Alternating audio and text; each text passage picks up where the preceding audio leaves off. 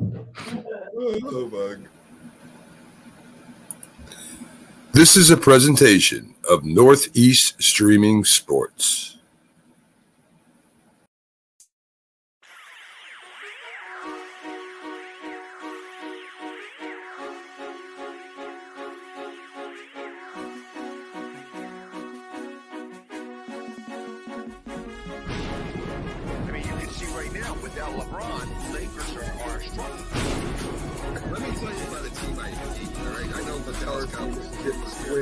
I don't know, Jack. It's a big decision. I've often said that the people who run baseball, they try very hard to ruin it. I'm from Brooklyn. I don't have a problem with saying space. Pittsburgh at Buffalo. Thank you. Yeah, I thought I was right. So anyway, yeah, Mac, you're really interested in these playoffs. This is a presentation of Northeast Streaming Sports. Good morning. You're listening to the Mac and Jack Sports Show on Northeast Streaming Sports.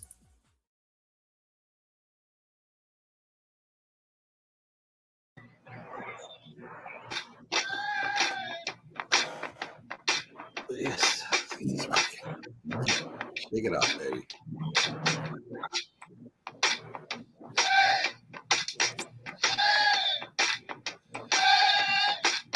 Well, we're here, guys. We made it to the Super Bowl. And, we've got a very interesting game coming up today where we got two of the premier teams in both conferences playing today. We got the 49ers versus the Kansas City Chiefs. And the Chiefs, believe it or not, are underdogs in the Super Bowl with Patrick Mahomes and Travis Kelce and Pacheco and all the great Chief players. And then we have maybe the most talented team going up against them with the San Francisco 49ers. Good morning, everybody. Good morning to Jack, Sonja, and Jim. Are you guys ready for the game today? Good morning. Yes. Good morning. I'm looking forward to it. Yes. Looking forward to it, but then there's a little sadness. We have to wait until September for the first, official NFL game, not counting preseason. Well, this year it'll be on a Friday. Yes, it will. And something I noticed off camera, Jim was buttoning his shirt up. Very wise decision. While Jack was unbuttoning his shirt. I don't know what's going on. I have no idea. So anyway. I'm in warm Florida, Mac. I'm not in the cold. I know. So it is. The producer was telling me that I needed to button my shirt. Yes. I saw you looking to the side. He only sees my chest. Okay, all right. So there you go. So folks, we're not going to see Jim's chest today. So that's very good to hear. I'm going to want to know later what everyone's going to be eating during the game. I mean, I can guess. Sonja will probably have some sliders. Mac, you'll have your wife fry you some catfish. And Jim's going to have this big, giant bag of chips. That'll be my prediction. Wow, you're pretty close, Jack. We're actually close. Thank you. You're not even close. He is for me. We're way off. We're having a family recipe, actual burger, homemade burger, and just the size is the only thing that is the sliders is wrong, but everything else, sides and everything. Yeah, Sonja doesn't play with sliders. She wants a Big Mac. She wants a big Yeah, I'm having Jamaican food. Yes, yeah. Any beef jerky with that, or what are we talking here? No beef jerky. No beef jerky. Okay, and Jack, of course, will be nibbling on some cheese things. Celery.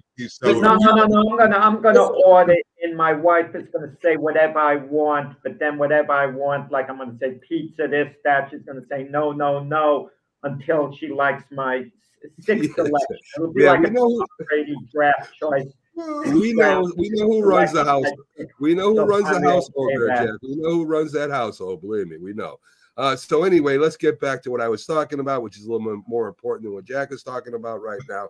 So Taylor Swift news, of course, we've got to bring Taylor Swift up because you know what bothers me most? You have a lot of men complaining on Facebook and Twitter and that about Taylor Swift. And it's not her fault that the NFL chooses to show her over and over again. She's not sitting there saying, show me, show me. In fact, she doesn't want to be shown in a lot of instances. But the NFL knows that the Swifties are watching. And as long as they're watching, they're going to show Taylor Swift. So, guys, stop it out there. Stop talking about Taylor Swift like she's in charge of the NFL. She's not. And plus, it's 331 million reasons why they're showing it. I agree. 301 million reasons. So I agree. I don't have a problem with her. If they're doing it, she's not doing it like you said. No. So she did make it, folks. She did make it safe. From her private jet she had coming in from Tokyo Embassy monitored her all the way through and make sure she wasn't shot down on her way over the ocean, I guess. So anyway, she's here. Well, you know, I've been to Tokyo. The way you go is you go over the Arctic Circle. Did you know that? Yeah, and then you come down. That's how they fly. They don't fly you over it. You'd be surprised. You don't fly that much over water. You fly up and then down. Okay. All right. So there you go. So maybe she saw Santa. I'm not sure. So maybe. Anyway, interesting. She'll be sitting in a $2.5 million suite paid for by Travis, by the way, not by her. And, you would think that she would order like lobster and shrimp, maybe a nice cut of steak or something. What they say she's going to be eating is that she'll be eating some chicken fingers with ketchup and ranch dressing. I guess that's her favorite thing. So there you go. Let me ask you this question. Her mom was, good morning, Rick. Her mom was, his mom, Travis' mom, that she had to sit in the stands as opposed to a private suite. If he's going to pay that much, he should have had his mom in the suite and dad, right? What do you think? Okay, so from what the producer tells me, because she's up to date on this stuff, her family and his family will be in the suite together. Okay. So Jim's worried about mom. Good job. No, because I saw that Floyd Mayweather paid what, $1.8 million for his suite. Yeah, a lot of celebrities. Prince Henry, I guess, and his wife are going to be there. A lot of celebrities are going to be there at the Super Bowl, of course. So I was talking to the guys before the show, and we have one of the most accurate Super Bowl pickers, Chris Berman. We all know who he is, right? He has picked the Super Bowl winner 4 out of 5 times, and the last Super Bowl winners, the last 2, by the exact margin. And he picked Kansas City to beat San Francisco 23-20. So if any of you guys want to change your picks before we get there, you still have time. So Chris Berman, pretty accurate with his picks. Super Bowl betting, 1 in every 4 people are going to make a bet on the game. So everybody's betting on the Super Bowl now. So it's not just the Super Bowl fans. And, of course, they bet on everything in the Super Bowl, from the coin toss to anything that you can think of, first touchdown, first interception, all that good stuff. So that's what they'll be betting on. They have 3 longtime fans that have been watching every Super Bowl since the first one when Jack was there. And they have been in every Super Bowl and plan. They're in their 80s right now and plan to go on every single one until of course they pass away. So there you go. I got to tell you something about Super Bowl one very quickly. Networks rotated a bid to see who gets the Super Bowl game. But the first Super Bowl game was the AFL against the NFL, and NBC was the AFL's network, and CBS was the NFL's network. So both of them actually broadcast the game. It was on 2 different channels, 2 different broadcasting crews. Okay, well there you go. That's very interesting, Jack. Yeah, Rick said you'll be turning stone in our Vikings gear. The Vikings gear. Well, Rick could wear Vikings gear, and no one will taunt them or bother them. No one's threatened by the Vikings. Yeah, Rick sent me a video of him playing offensive line. It wasn't very. It was. Ran over by somebody. Rick played offensive line. Could he have kept you in check? At least bothered you a little back in the day. No. So for the Super Bowl halftime show, we have Usher, and I just got word that I'm trying to remember her name because I looked at it real quick. Very popular female piano player, sung New York the song New York. Alicia Keys. Thank you. Yes. Oh my goodness! How can you miss Alicia? I listened. I just looked at it real quick before I came on. It was last second thing. Mm-hmm. I saw the picture. I know what she looks like, of course, but she's supposed to be joining him there. Post Malone will be singing "America the Beautiful," and Anoda Day will be singing "Lift Every Voice." So there's some of your entertainment there. I thought Reba McEntire was singing the national. Yeah, I thought so too. Yeah, I thought so too. She is. I didn't think I had to tell you guys that. So that's been pretty well known. So anyway, so at least we know there'll be a country kind of version of the national anthem, which should be nice. Mm-hmm. There are a lot of ads coming out that I've looked at. They previewed. I've read about them. They do have a song about there's a Volkswagen, I guess, and there's going to be a song about that playing. There's a Cetaphil commercial ad that they say will bring tears to your eyes. It's about a father and a daughter who have been separated, and they don't talk anymore. And then the Super Bowl rolls around, and she still doesn't want to watch the Super Bowl with her dad. Taylor Swift kind of influences this commercial where he gives her a number 13 Chiefs jersey, and then they sit down and they're covered in beads, the friendship beads that Taylor Swift, I guess, gave to Kelsey. So anyway, that's supposedly going to be a very heartwarming commercial instead of just all the funny ones that we have out there. So I know a lot of people watch the Super Bowl for the commercials. Yes. And they haven't been that good. What they do with the Clydesdales this year. Yeah, they will be on. So the Oreo cookies will be on. They're bringing back some of the older ones because they can't think of any new material, I guess. So anyway, there you go. So we got some nice ads. We got singers. And, of course, we got the game itself, which is more important to me than anything else. Let's see if I got any more news for you here. Keith Engle looks like he's not going to make it in. We'll go over a little Patriot news and get your thoughts on it. Mac, it's Super Bowl Sunday. Why are we going over Patriot news? Super Bowl Sunday. As we know, the Patriots played in a lot of Super Bowls, Jack, right? So they did. The Patriots pick high, and they'll always be in the news. Yeah. I think it's one of the things I think it's important for certain teams is to keep their brand going. Okay, right now the Chiefs brand is the greatest in football because of the Taylor Swift effect. But you kind of wonder, and you'll talk about this later, Bill Belichick leaving, could that backfire on the Patriot brand? Well, in fact, we're going to talk about that pretty soon here because that's what we're going over. So anyway, let's I was going to ask Keith, and I'll ask you guys this. Do you think that the Patriot fans, after like the third Super Bowl, they're excited about the Patriots going and everything. You think after the third Super Bowl, maybe they kind of not as excited as they were in the beginning. Maybe they kind of start taking it for granted that we're supposed to be there. What do you think, Sonja? Yeah, they're probably they're probably excited, but as you say, the newness wears off if they feel like they're almost guaranteed to be there, like it's so familiar to them that they cannot see themselves in another situation. If anything, they probably, like if there had been a space in between going, because it's very difficult to get back to the postseason, let alone the Super Bowl. So they probably felt, just the human part of us, like, oh, okay, yeah, we were here last year. It's still exciting. Yay, yay, yay. But by that third time, they were just like, yeah, this is who we are. We own the NFL. Yeah, I kind of agree with you. And Jack, you being with the Jets, I know that one Super Bowl you had, how hard it is to get back there. Do you think that maybe the Patriot fans, they won, 6 Super Bowls at the time.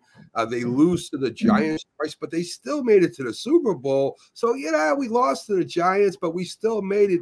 Do you think those losses really, stung them? Or do you think it was like, well, we made it there. We just lost. Giants played a better game. That was it. No, the Patriot fans for a couple of decades had a feeling of entitlement, kind of with the Chief fans now.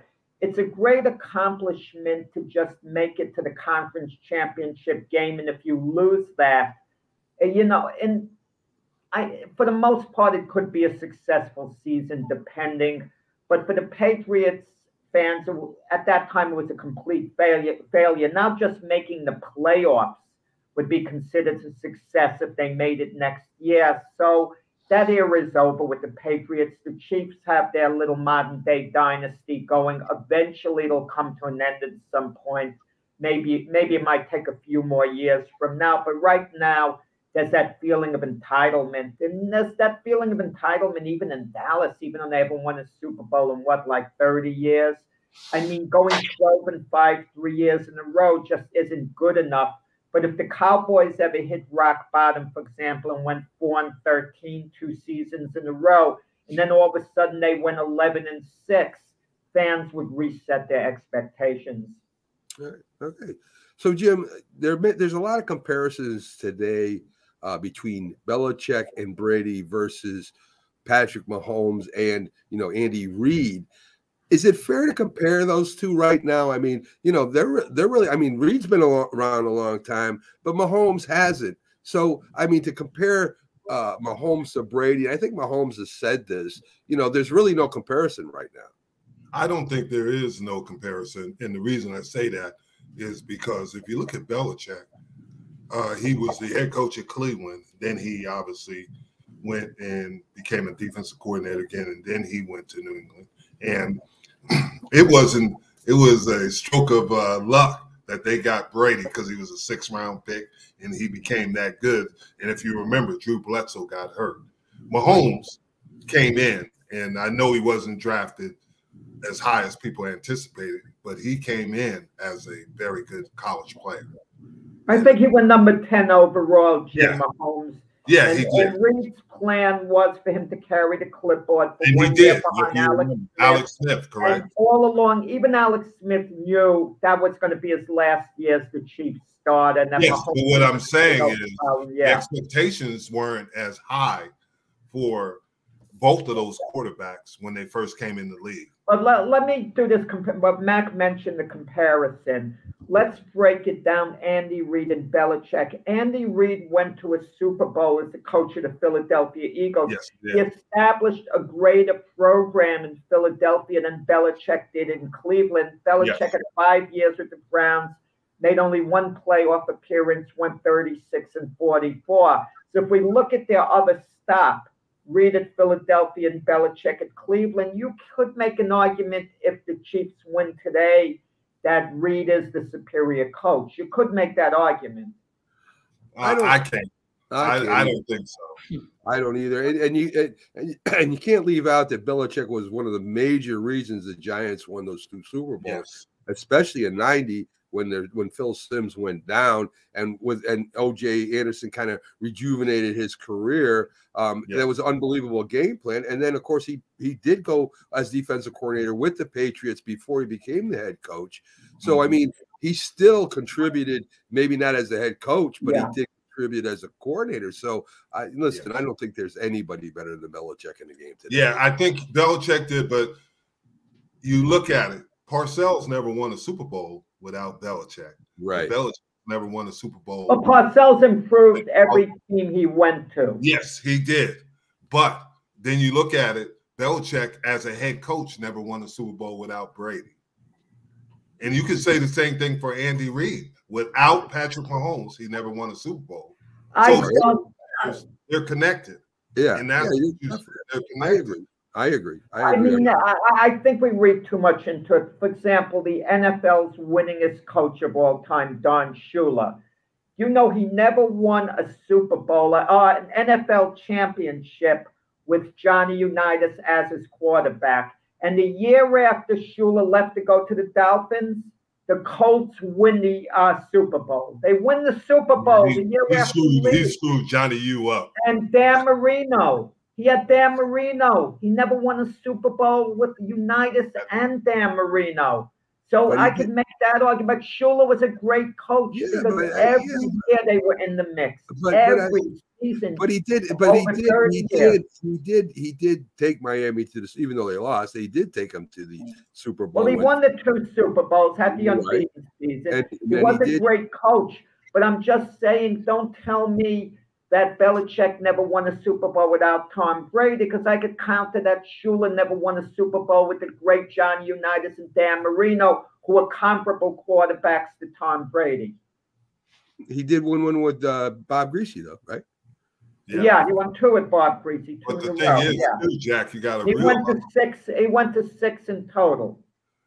You got to have to realize, yes, they went to a Super Bowl with Marino, but coaches, head coaches, and quarterbacks are connected. That's what it is. The great quarterbacks and the great head coaches are connected. And what they're going to look back, he's going to be a Hall of Famer, no doubt. But they're going to look at it and say, what has he done with this player, and what has this player done with him? Brady's won a Super Bowl in Tampa Bay. Right. Show his greatness. Belichick, he didn't win a Super Bowl without Brady. Andy Reid won the Super Bowl in Kansas City, but he didn't, like we said, won it in Philadelphia. Yeah, I mean, listen, I think that's all whatever. I mean, we could do this all day as far as we could. Yeah, so I mean, listen, great coaches, great quarterbacks, when they hook up together, that's great things, right? Yes. So I want your thoughts too, Jim. I'm heavy on you today. The new look Pats coaching staff, right? I mean, the restructured front office, they've changed almost everything around in New England. And now you have Mayo trying to fill the shoes of a legend, a head coach in Bill Belichick. How do you think that's going to work out for him? Well, the same thing when you tried to fill the shoes of Brady. It's difficult. It's very difficult because you can't do the things that Bill Belichick did. Only Bill Belichick can do that. As you can see, when Jimmy Johnson originally came to fill the shoes of Tom Landry, we went 1-15. And you can say it's personnel or whatever, but usually with great teams, when you fulfill Don Shula, it's going to be a struggle. It's going to be a struggle at certain points. You just got to get over the struggle and put your footprint or handprint on the organization. And I think that's what Mayo is trying to do. And Sonja, over there in Carolina, it's been a while since you've had a good team there. So, and the fans will get very impatient very quick now. And do you think the New England fans, if they're not relevant next year or the year after, do they start losing their patience with the new coaching staff? Yes, I really think so, because like we talked about earlier in the show, the Patriots are used to winning. And when you get to that mindset that you're basically invincible, once you lose back-to-back seasons with one of the greatest NFL coaches, if not the greatest, it kind of does something to the fandom. I will compare just real quick. I have a fan club for the Panthers. We had about 12,000 members. And within the last 2 seasons. So you can have an off season here or there, but when you start getting to like, okay, this is the 4th or 5th or 6th losing season, you start losing fans. Our membership has gone down to 7,500. Like, we see that because we have the stats on social media, and so has the involvement of the remaining fans that are there, because let's face it, no one wants to lose all the time. Yeah, I think part of it is how competitive the team is. A big part of it. I know the bottom line is wins and losses, and the problem with the Panthers, they became non-competitive in certain games as if they quit. Compare that to a team like the Arizona Cardinals. They were in most games. They were playing hard the whole way despite their record. And even we were talking about the Patriots and Bill Belichick, they played hard and they were competitive all year. They won in blowout games. Yeah. But it makes you feel kind of bad, because you look at teams like the Browns, who consistently had a losing record, and they're older than some of the newer franchises. And you look at the Jets, like your team, Jack, and you guys are still loyal. It kind of just lets you know, it's at the end of the day, it's the type of fans you have. Are they really fans, or are they just basically chasing the win? Well, Jets fans are basically defeated, after all these years. I hate to say it. It's just. Yeah, but we needed to hang on with Aaron Rodgers' injury, all that hope. We got to reset to next year. For the most part, you guys still sell out, right. your stadium, and I mean, Yeah, and you know, you saw Carolina Panthers beat Dallas the last game of the year. You said yeah.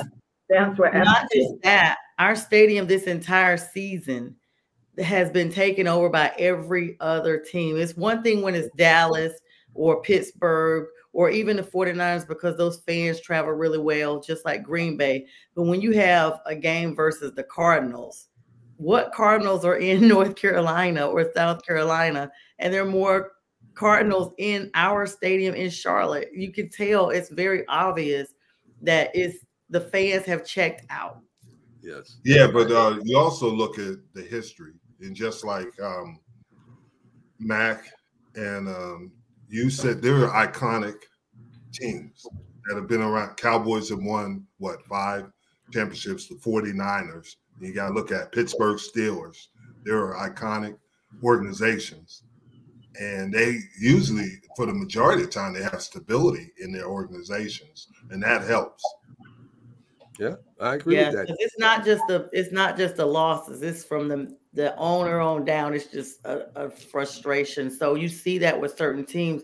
If you can at least get one part of it correct, then you may be able to kind of magnet some of your fans in. Yeah, but go ahead. When Mac was mentioning it is so hard, and what you mentioned, Jim, too, and Sonia will agree, it's so hard to get back. Dan Campbell was being brutally honest when the Lions missed their chance to go to the Super Bowl. It doesn't mean you're going to be in the same position with a chance to get over the top. The hardest thing is to get back to that position, to have that chance, because the league is so competitive. So when you have the opportunity to cash in, you have to do it, because chances are you're never going to live it down. I mean, we mentioned Bill Parcells a moment ago. Jets are leading the Broncos 9-0 at halftime of the AFC Championship game. We lose that game.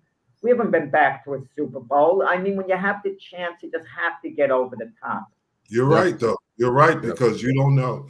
And I never forget the first time we went to the championship game. You know what Jimmy Johnson said?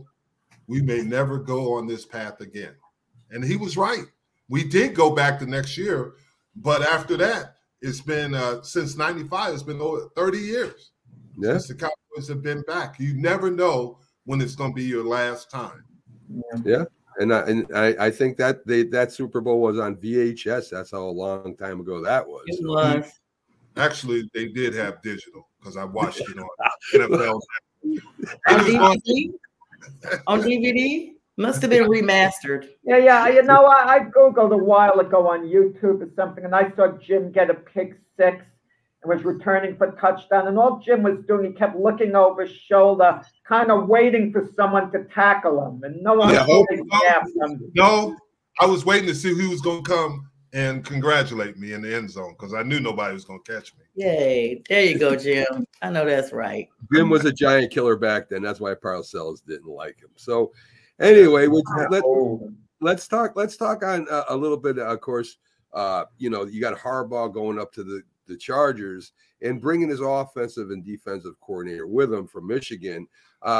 So Jim, this is to hit the ground running, right? This is something we just talked about Parcells. That Parcells maybe started a long time ago, where you bring your coaching staff with you, some of your players, and then you're automatically competitive. Do you think this is what's going to happen with the Chargers, or you still think it's going to take a few years?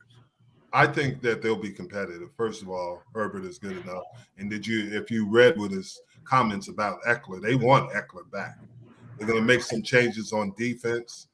But I think Harbaugh is, like I told you, he's crazy like a fox. He gives you that impression that he's got a little bit of concussion syndrome or something. But he's very smart. He understands how to build a team. And that's what he does well, because you look at everywhere he's been in college and NFL, he's built very good and competitive teams. And I think he will do the same thing in LA with the Chargers. I have a question about Harbaugh.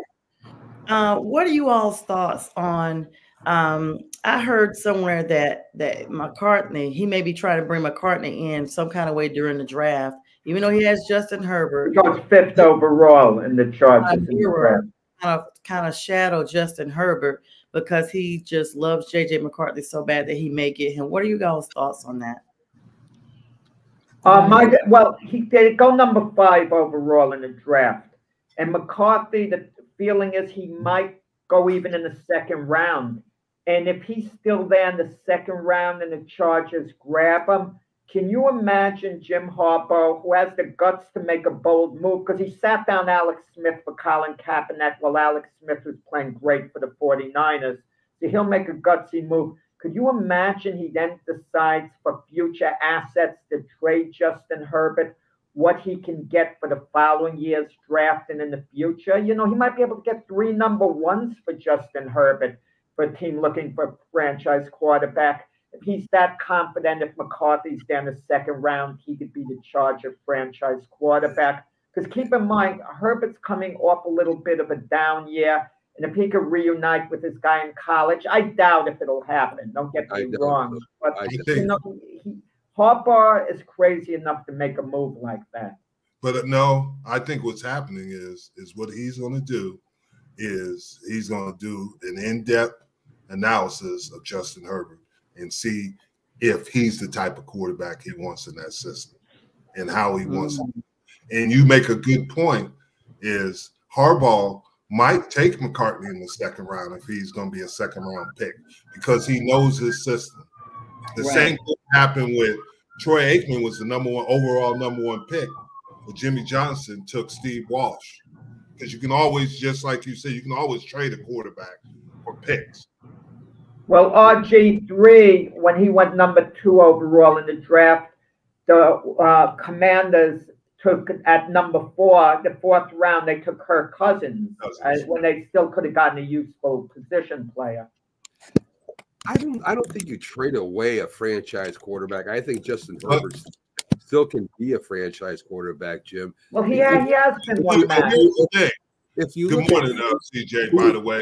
But here's the thing. Is he a franchise quarterback? I'm not saying he isn't, but is he really a franchise quarterback? Guys, 1 year ago, if I told you Justin Herbert was one of the top 5 quarterbacks in the NFL, no one would argue. If you put him at number 4, for example, no one would argue the year ago. He regressed this year for whatever reason. Could it have been Brandon Staley's coaching, terrible offensive line? He hasn't been the same. But wasn't. Because even in college, he got to a certain point and he always plateaued. I'm just saying, are we really saying he had a great rookie year, but after that, it hasn't been? Well, it's been more than 1 year. No, it's been more than 1 year. He had a great 4 years. Did he have a great 4 years? He did. They've been to the playoff one time. 4,000 yards passing each of those years. He led the league in touchdowns for a couple of years. Yeah, but here's the point. I'm just saying, Jim, as we have talked before, coaching has a lot to do in the NFL.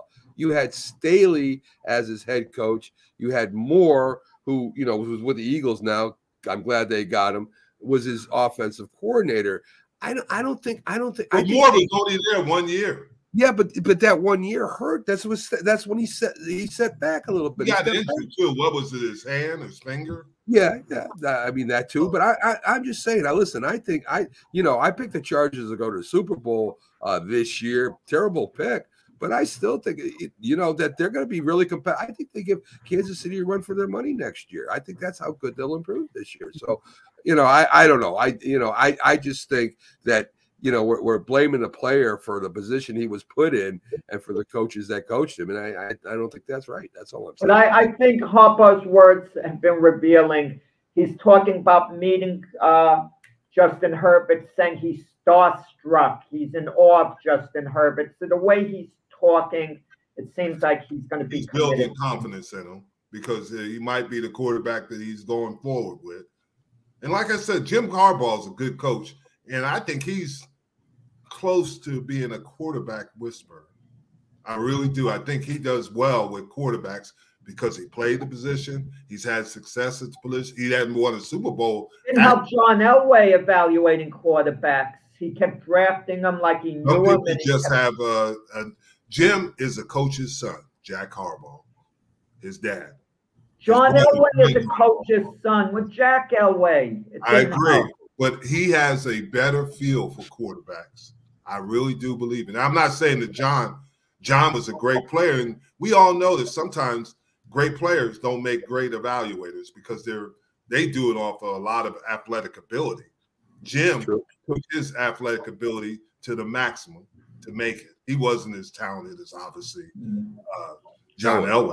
Not even close. Good morning to Bill, the Packers fan. He'll be joining us at 9 o'clock. Glad to have you watching the show ahead of time. That way you can find out, how Jack really reacts to when he's challenged like this. So be ready for that.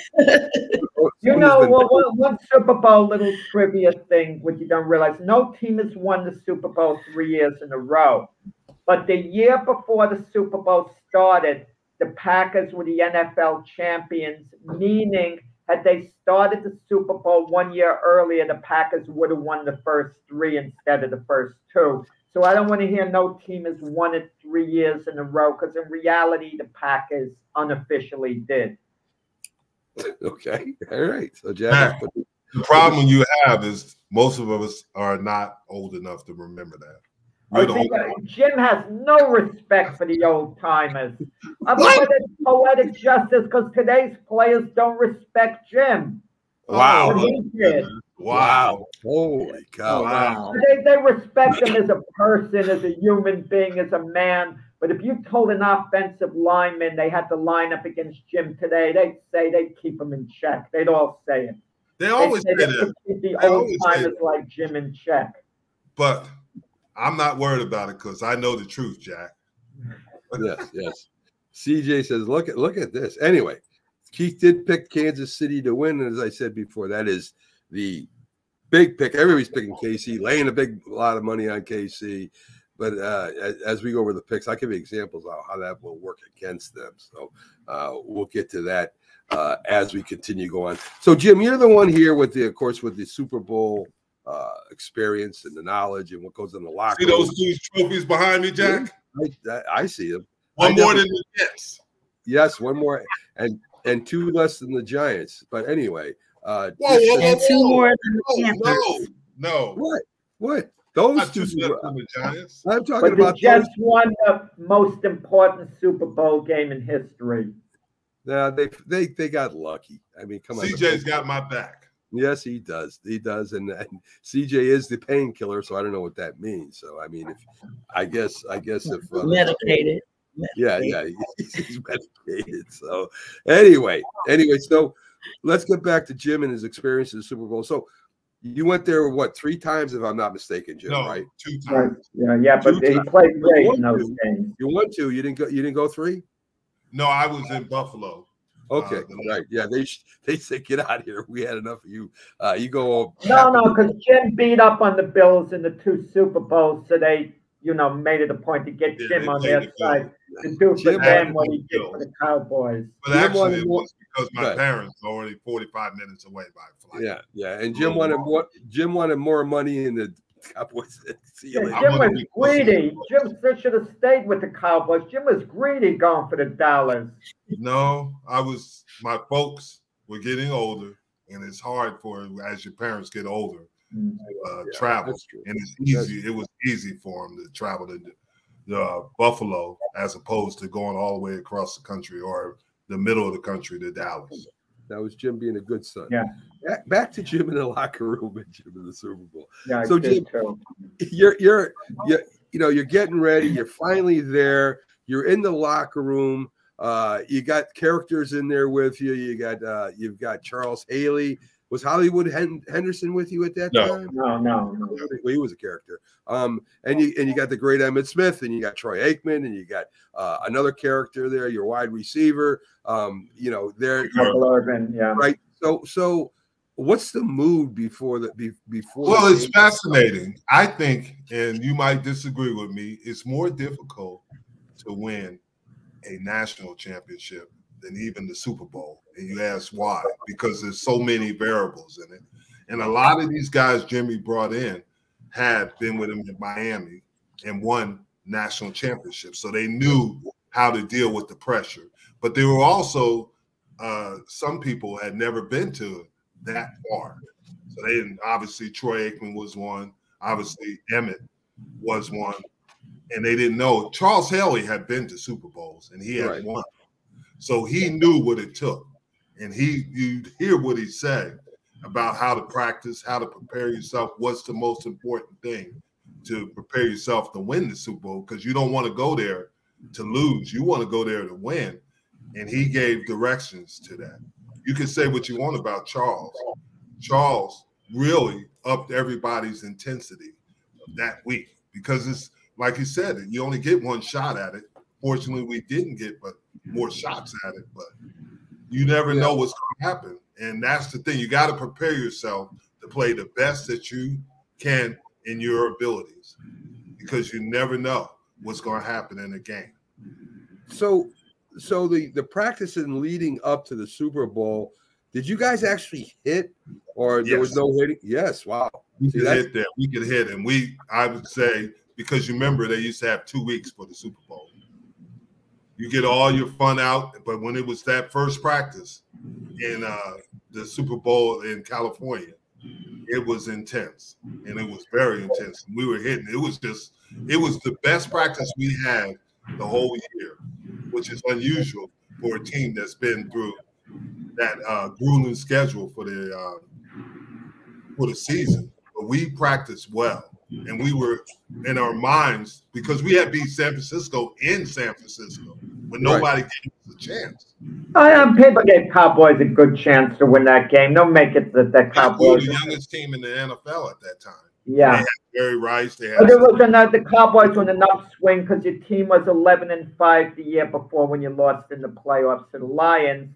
So everyone knew the next year the Cowboys were going to make a serious run at the Super Bowl. It wasn't like you came out of nowhere. You're a great team. I mean, really, the way it gelled.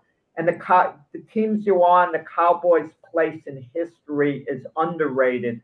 When you talk about some of the greatest teams in Super Bowl history, the teams that you're on should be mentioned more. But CJ said the preparation. Well, where the difference is, because this is the last game of the season, the things that you'll see, and it'll happen in Las Vegas, when those F-16s fly over the stadium, you're looking like, oh my God. And when you see Michael Jackson running through your locker room, stuff like that, Diana Ross, you're like, are you serious? I am here. Why? This is what I always wondered about, to what Mac was saying. So you win the conference championship game to go to the Super Bowl. The Super Bowl's 2 weeks away. You kind of have a little bit of a letdown, and then you got to reset. Correct me if I'm wrong. What do you do if you're the coach? You want to give the guys just a little downtime. When they get to Las Vegas, you maybe want to give them one night out, not to be in trouble. Let them shoot craps, do whatever, walk around the strip. And then they got to get down to business. Yes, and that's how do you exactly, some of the younger guys especially are going to want to run out every night in Vegas. They're going to think they could turn in it LA over. Too. We were in LA. But you got to understand this, Jack. What are you there for, first of all? Jimmy Bruce Mays was our director of football ops. By Friday of the first week, all the families were taken care of. All the situations that could bother you. Then the next week, when we went to LA, which is on Sunday before the game, we were focused on what we had. He said, hey, and he would tell them, go out, have a good time, but when we come back Wednesday, be ready to practice and be ready to play. Because he had been through it before. Just interrupt you before we continue here. We have CJ and Sonja flirting on the air. I don't know what's going on. I mean, Sonja's behaving. CJ just said hi, and I said hi back. No, he clapped and he had a heart and the whole 9 yards. We're talking proper. Let me ask you this. The NFL, they have a schedule for public relations. They make teams go to the venue, to the city, a certain amount of time before. And I remember from Super Bowl I, the Chiefs and the Packers, your dad's guy, Vince Lombardi, Jim, he didn't want to go there early. He was arguing with Commissioner Pete Rozelle. He wanted his guys in Green Bay, and he wanted to go to LA where the game was being played at the last possible moment. Some people are like that, but Jimmy knew that he had no choice but to do that. I mean, some of the questions they ask you at those news conferences are kind of bizarre. What kind of tree am I? I'm an oak tree. I know what kind of, I mean, they ask you stuff like that. If you could be anything else, who would you be? Between Jack and Jim, we're losing viewers right now as we're talking about trees. We got 2 hours, Mac. We got to stop the time. We will definitely. So I don't want you to run out of stuff. I'm doing this for you, going on Jack, and on. With you on the air, we never run out of stuff. That's for sure. So Sonja, I mean, you're listening to all this stuff about the locker room with how they're getting pumped up or how they're not getting pumped up. I mean, even Bill Parcells had to tone down the practices for the Super Bowl because they were actually going hard out, and he's worried about somebody getting hurt. So Sonja, when you're watching, when you're watching the football and the pregame and all this hype that's going around it, are you really listening to what the commentators and the broadcasters have to say, or do you think it's just nonsense going on over there? So sometimes, for the most part, I am, because they're usually talking about key things. But when it kind of starts going sideways ad nauseum about like personal stuff, like for instance, they've been talking about Taylor Swift all weekend. And so I'm like, okay, I'll hear a little bit of it, and then I'm going on about my day doing other stuff because I've already heard it. Now, if you're talking about things that will affect the game, like Kadarius Toney, then I'm tuned in. I want to know, okay, because he's had some issues. That he's basically saying that he's not injured, but there's, Andy Reid saying he's game time. And then you hear he's still injured, but he goes on social media and says he's not. I'm tuning into that because I want to know if Mr. Offsides is going to be playing today, because that could definitely affect my mental perspective as well as his physical perspective. Sonja, you're brilliant. If that name catches on, kudos to you, labeling Kadarius Toney Mr. Offsides. Man, if they didn't go to the Super Bowl, that name may have stuck. You know what they do, honestly? And did you notice that both teams are about 25 miles away from Las Vegas, where they're staying? Yes, I noticed. And that preparation. Yes. What they're doing is, the hardest thing is, you guys are talking, but the hardest thing is to relax, because this is an intense time. You're the last game of the season. You're the last game. And you get so wound up, but you can't get wound up too far. So you have to make it as relaxing as possible until it's time to get ready. Because that's why I was saying Patrick Mahomes didn't need the personal issue from his father that has kind of overshadowed, because you're, like you said, Jim, you're already, I can only imagine as a player, you're already an emotional roller coaster at this point. You got to be amped up. You're excited. You're probably to the point of tears, like, oh my God, I'm really here. And you're just proud. You're filled with so many different emotions that you don't need something negative out there to come in, especially for someone close to you, like a parent or a close loved one. Last year it was his brother. It was Jackson. It's fair to just ask Patrick Mahomes that question initially. Then leave it alone after that. Leave it alone. What's he supposed to say? There's nothing he can say about it. And Andy Reid had the same problem with his son. I think, wasn't it last year? Yeah. So I mean, I think they know how to compartmentalize that. That's what I think, though, too. I think you have to. You have to. Yeah, we'll deal with the personal stuff when we're done with the game. Yeah, then you go strangle one of your family members. Exactly. I mean, Patrick Mahomes Sr. seems like a nice man, but he has a problem because it was reportedly the 6th time. Yes. And that's the problem. He needs to get help on the problem. He might be I didn't know about 6. Hearted guy who has a problem. It was quite a week. I know he served 40 days on the last conviction, and I know 3 times you're considered a felon for most states. Wow, there's so legal. I know there was a former boxer who was a champion. Yeah.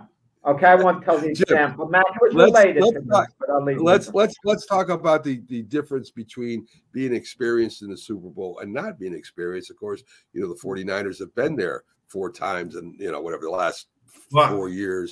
Right. Not with the same team. You mean you're talking about the Chiefs? Chiefs. You're right, Jackson. Oh, the Chiefs, and that helps you in the experience because you know what you're going into, and you know what you're going to be exposed to. You know the routine and how people are going to approach you about the Super Bowl. When you go in there the first time, you're in awe of it. And the first time we went, I'm in awe. I'm walking around there.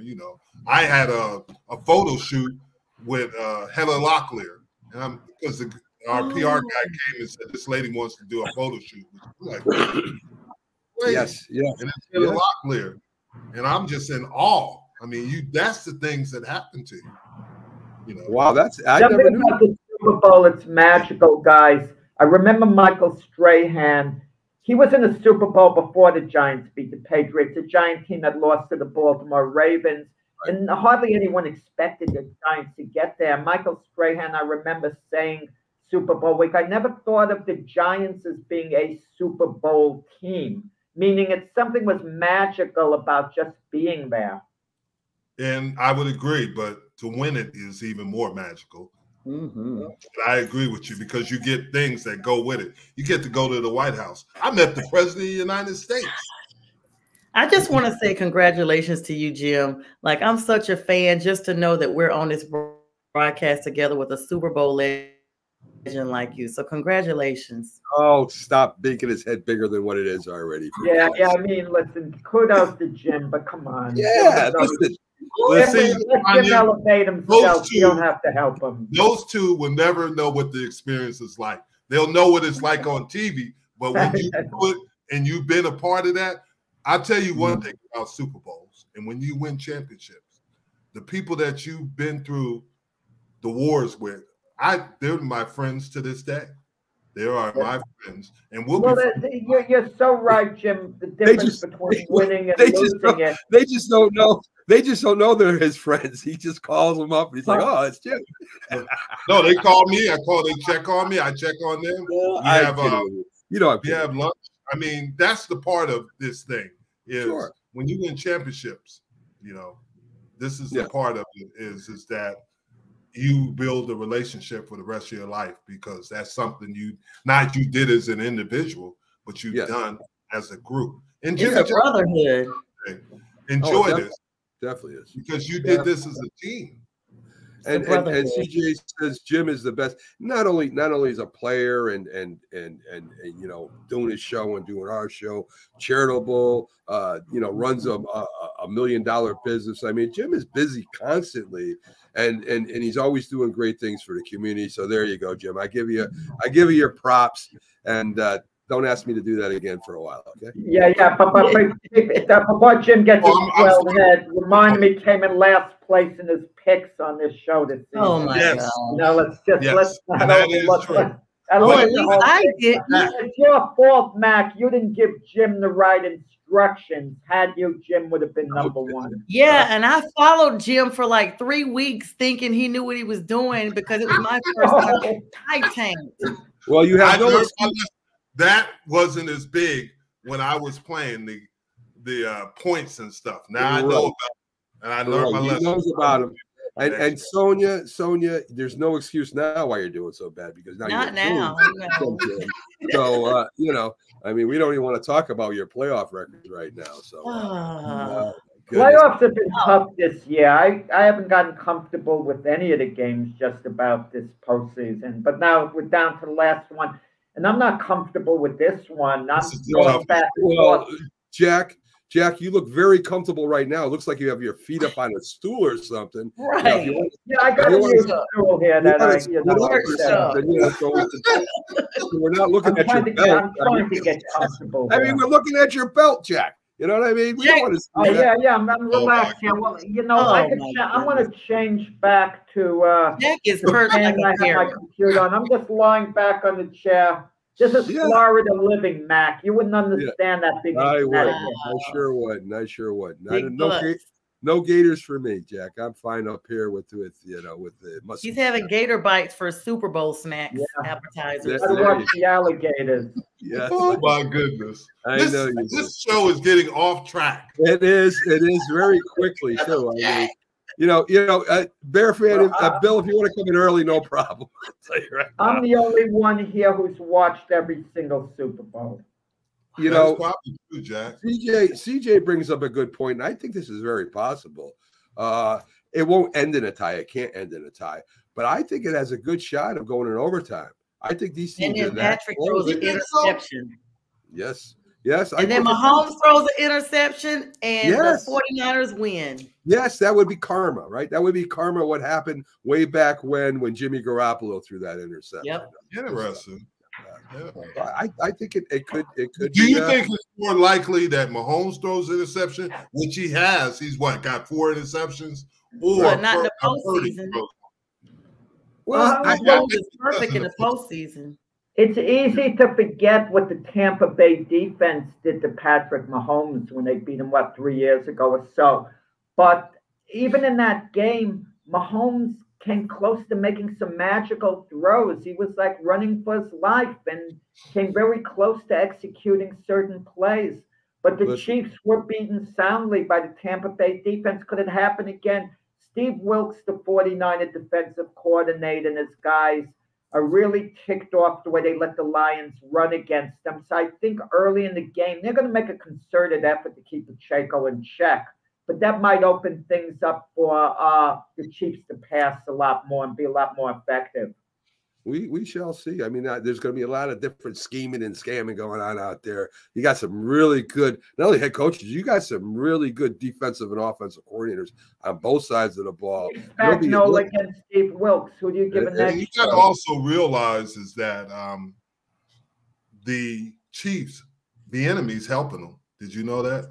He did give him a speech. He's not actively involved with them now. No, he's not actively involved. Yeah, and they wanted him back for the playoffs. He visited them before the playoffs, and Andy Reid probably likes him. Let him talk to the guys. He helped them with some game planning too. Yeah, because Washington blocked them from even getting to him, and then they released him, and so they have had offside conversations. I know they were there talking. He was talking to him before the championship game in the locker room. That I do know. I don't know what he said. I'm going to give you a prediction. You're going to see what's going to happen next year. Bieniemy probably doesn't get a coordinator's job. We know he's not getting a head coach's job. Andy Reid brings him back because he likes him as an associate coach. Something like that. Mm-hmm. To keep his name active and all. And that's about it. So we have Bill the Packer fan in. How you doing today, Bill? How you doing, guys? Thanks for having me. Jack, Good morning, Bill. Jack is next to me, totally relaxed. We have Jim Jeffcoat, 2-time Super Bowl champion, and right next to you is Sonja. She's our lady in sports. She does a great job for us. Welcome to the show. Welcome to the show. Yeah, thanks for having me. I appreciate it, guys. Oh, no problem. I mean, listen, we can't talk about Super Bowl. Holy cow, Jack, are you okay? I'm readjusting, guys. That's way too close. So, Bill, we can't talk about the Super Bowl without talking about the Green Bay Packers, maybe the greatest team in the history of football. They go way back. They played, them and the Bears. The Bears have only won one Super Bowl. You guys have won 5 or 6 of them anyway. So, so yeah, he loves it too. I know he loves it because they go at it, them and the Bears, all the time. Yeah. So let's talk about some of the greatest teams that you guys had, great coaches. I mean, you can go all the way back to Lambeau when they were winning championships back in the 20s. This is why it's named Lambeau Field, of course. And, of course, then you get Lombardi, and you get, and you have Bart Starr, and that great Jim Taylor was only second to Jim Brown during his years, and a lot of people don't know that. That's how great a running back Jim Taylor was. Yeah, and of course, Brett Favre, and then to Rodgers, and now Jordan Love, who looks like he might be able to continue this tradition, Bill. Yeah, that puts a smile on my face for sure.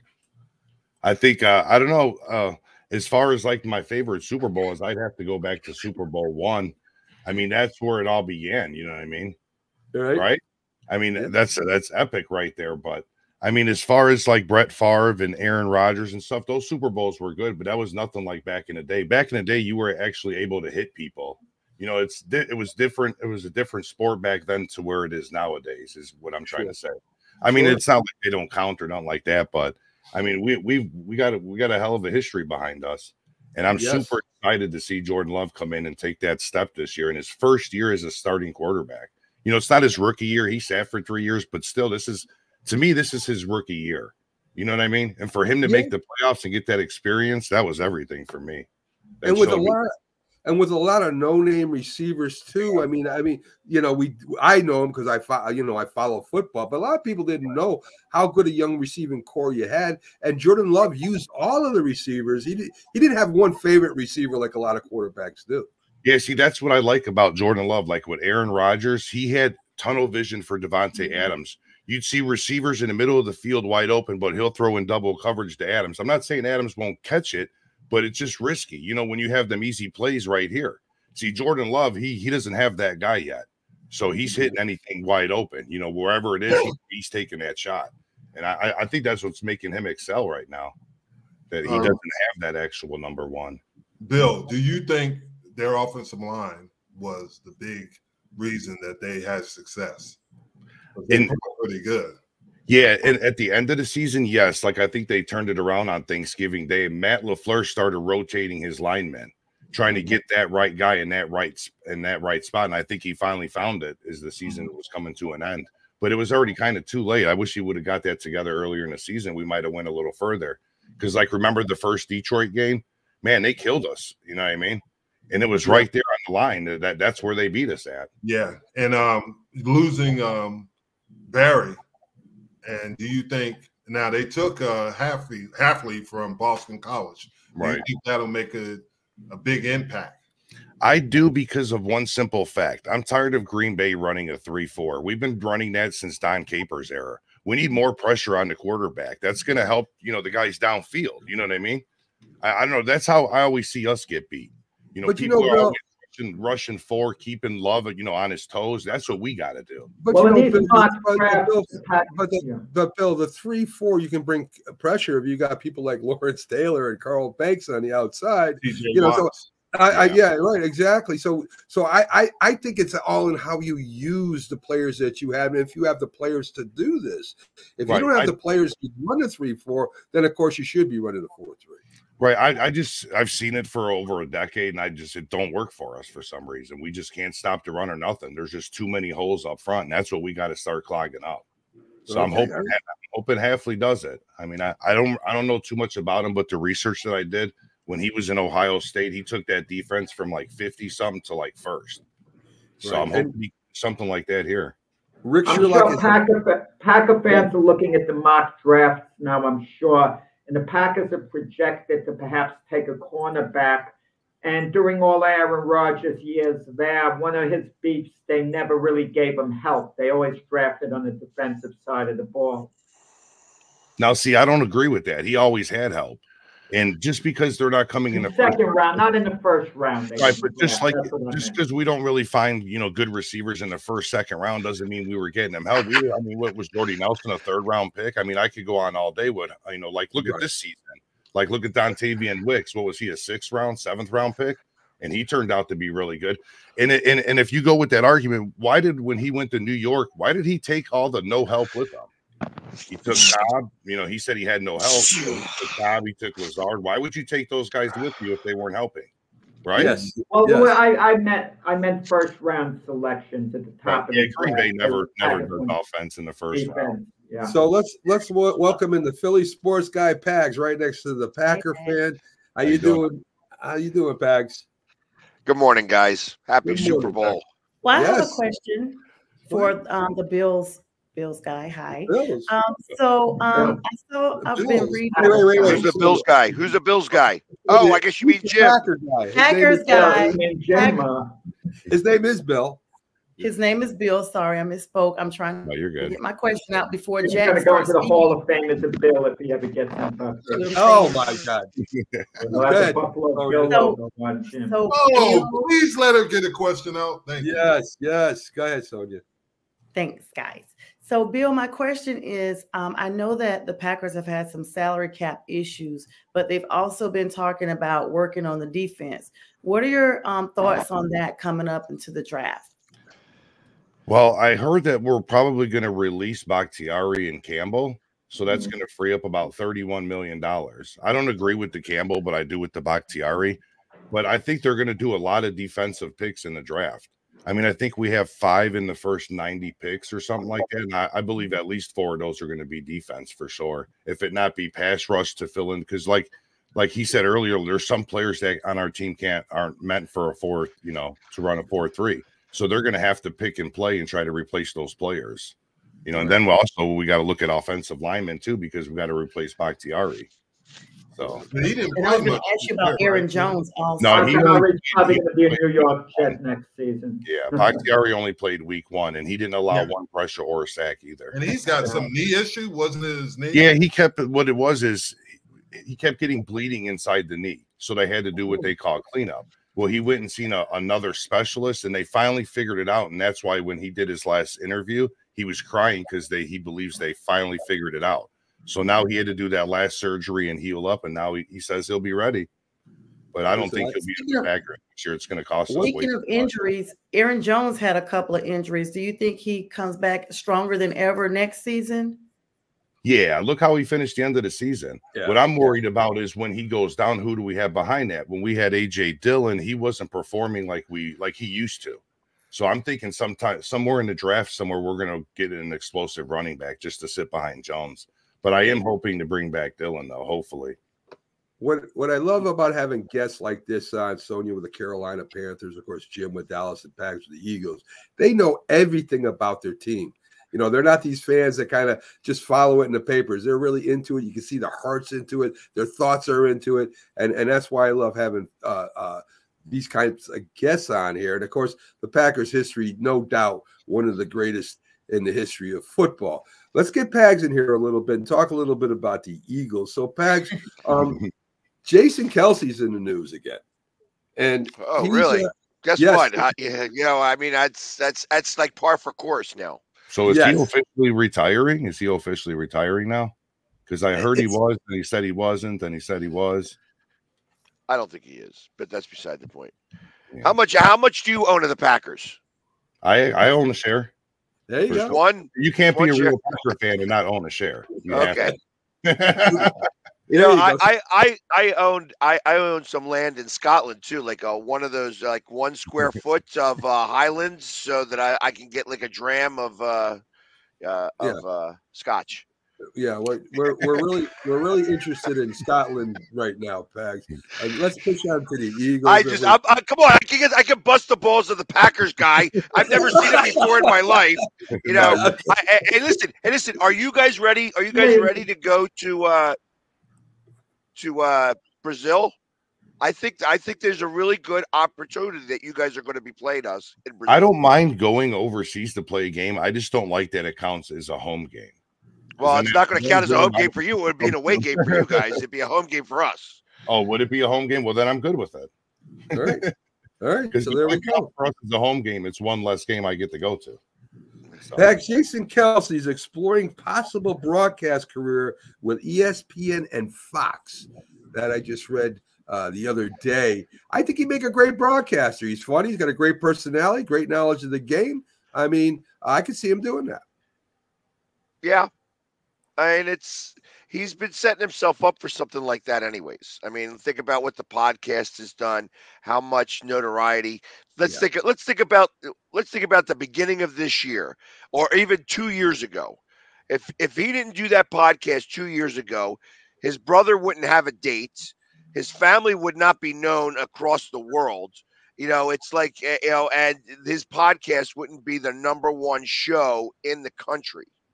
So, I mean, all 3 of those things have all happened because of Jason Kelce. Interesting. I mean, yeah, he's always looking out for his little brother anyway. I could see Fox hiring him and having a 3-man booth with Tom Brady and him, because both have a very good sense of humor and it would go back and forth. So I could see a 3-man booth working with Fox. I think that would be the worst thing in the world, having him with Tom. I really do. I think that I don't think that banter would go. I think there would be some good stories, but I think that banter would not go as strong. So Jason saw at an Aldi concert. It said he might have been drinking too much and screaming out Eagles during the concert. Aldi said that that he sounded like a drunk fan. So Aldi, I mean, he just Aldi. Yes, ALDE. Okay. Yeah. No, I have no idea. No, I heard that there was a concert. She's actually well known, but her name's not Aldi. All day, all night. I don't know. I'm not going. Anyway, Pack. So, well, Jim, this is what you should have done right after you got done playing. Instead of continue coaching, you should have run right in the booth. You would have been really hot then. That you just came up from playing with Buffalo, won a couple Super Bowls. That was your chance, man. You waited too long. Nah, I like coaching. Yes, I hear you. Some people are meant for the limelight, and then there's other people. Well, Jim didn't have to wait too late. They could get him now. Yes, they could get him now. Jack, if you can do it on podcasts, I could have done it. Exactly. There you go. Help me out with this name. Jordan Mailata. Thank you. Said that they look stupid versus the Blitz. I think they're talking about the Giant game there, Pax. What are you talking about? They're talking about every game for the last 6 weeks. We looked dumb against the Blitz. They couldn't pick it up. They never did anything to change some of the things that they were doing to be able to go against the Blitz. They blitzed every play. They're not talking about the Giants game. They're talking about Tampa's game. They're talking. I tell you, the Giants suck. The Giants suck. They need to revamp their whole defense. And we beat you won one game. One game. Oh my God! And you know what? And you know what? This is why nobody watches this show, because nobody likes the Giants. Listen. I can't say nothing. Literally sent them packing at halftime. That's how bad they beat the Eagles. Hurt your wide receiver. Hurt your quarterback. You know what? Hold on 1 second. Let's talk about something. You know what? The Eagles actually quit. That's the first time. That's what they did. That's what they did. Here we go. Let's go back. Let's go back in time about how many times the Eagles and the Giants have played each other in the last 15 years, and see how many games the Giants have won. Shall we go back in time like that? Since you want to go talk about yesterday and hold your whole life about yesterday, let me tell you, the Eagles are so far superior than the Giants. Go back with your 2 little Super Bowls when we've won 4. You don't want to go back with me. Okay? He gave us an extra one. I tell you, this is the problem with Giants fans. They don't know anything. I guess he gave us an extra Super Bowl. I appreciate that. Thank you. I guess. Well, we got that extra ring now. I feel charitable to you right now. Hold on. The Eagles lead the Giants rivalry 94-89-2, and the Giants won like the first 38 games.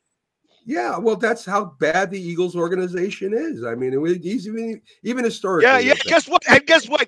The Eagles have a winning record against the Giants. They're like our little brother that we beat up all the time. Every once in a while, Rick Moranis is around. Who do you dislike more, the Giants or the Cowboys? Who do you dislike more? So I've always said, and I've always said that our season always begins once we play the Giants. I hate the Cowboys, but I hate the Giants the same. And our season always begins when we play the Giants. When you start our season with 3 weeks left in the season, it doesn't make sense to me. And even then, who won that game? You guys cheated. Who won that game? Who won that game? Who won it? How come I can't? How come you can't answer the question? How come you can't answer the question? What I said, what you say all the time, bap, bap, bap, bap. That's all I hear from you right now. Right. All I hear from you. Bill, I'm sure you have to hear this guy. Oh, I'm good. Can I ask the Eagles fan a question? No, I just want to ask Bill one question I'm really curious about. Okay. What's the feeling towards Aaron Rodgers in Green Bay right now? is he obviously he's still iconic, but is there the same warm feeling for all the years he's been there? Are the Packer fans kind of putting a little distance between the fan base and Rodgers? No, I wouldn't say that. Like when you go to the games last year, everyone's still wearing a Rodgers jersey. I mean, I'm still wearing mine. You know what I mean? There's still fan support for him because it wasn't like the Favre and Rodgers. Like Favre and Rodgers didn't get along where Rodgers and Jordan Love do. Right before Jordan Love's first playoff game, Rodgers texted him and said, "Don't do what I did in my first appearance and throw a pick." So I don't know if you guys seen it, but it came out just a couple of days ago. So they're still buddies. They're still texting each other. He's giving him advice, you know. So I think it's still good for Rodgers for sure. Who's calling the offensive plays now? Is it LaFleur? I believe so. Yeah. Yep.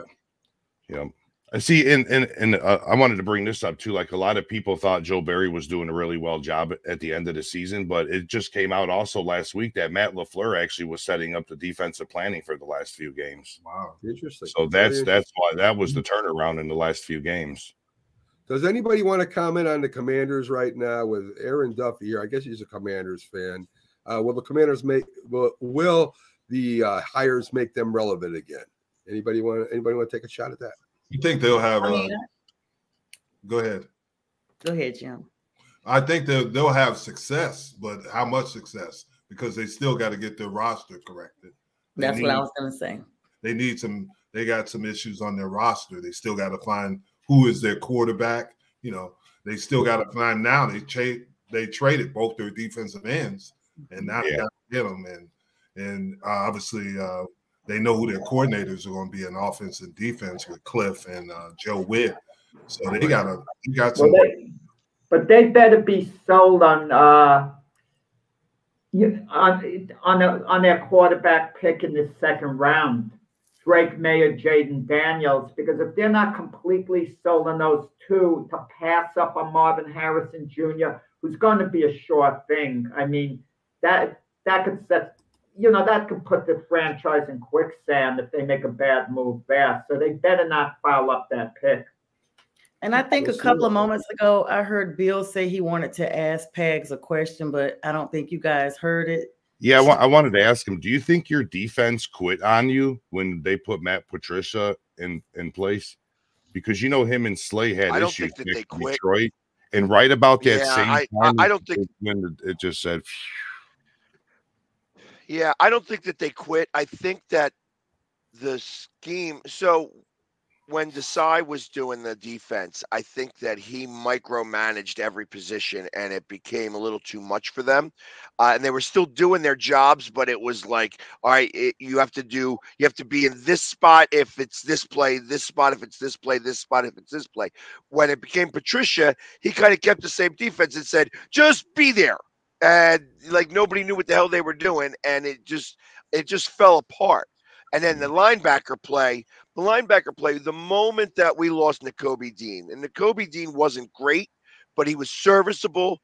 The moment that we lost them, we didn't have anybody knowing anything about what was going on in the linebacker position. Yeah, it seemed like as soon as he got in place, your defense fell apart. I think that's what held you back for. They quit, Bill. At some point, the Eagle team quit late in the season. The players became disillusioned. It's a painful thing for Pats to say, but they quit. They want not painful. I told you what happens.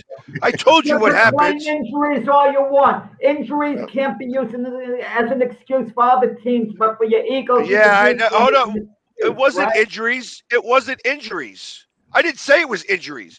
I told you that there was something that happened in that locker room that broke up that team. And you know what? And that's what's real. That's what's real. There was something that happened in that locker room and if you remember me asking you about it, Jim, how bad of a situation that could be in a locker room. Yeah, but the beat reporter said that wasn't true. That wasn't the case. Guess what? I heard that I heard a lot more about it since then. A lot more about it. They got it resolved now. The problem's resolved. But I actually found out I was right. I actually found out I was right. Well, I listen. AJ Brown was right with the reporter when we were talking about it, and he said that we shouldn't broach that topic. Yeah. Right. They got it resolved. They sat down. They got it resolved. They are back chummy again. They're back friends. Friends can figure it out. Good friends can figure it out, and that's what happened. They got it worked out. But all right, so let's get our picks in here. Jack, I'll let you go first. Who do you got in the game today? I went back and forth and back and forth. I'm going to pick Kansas City 26-23.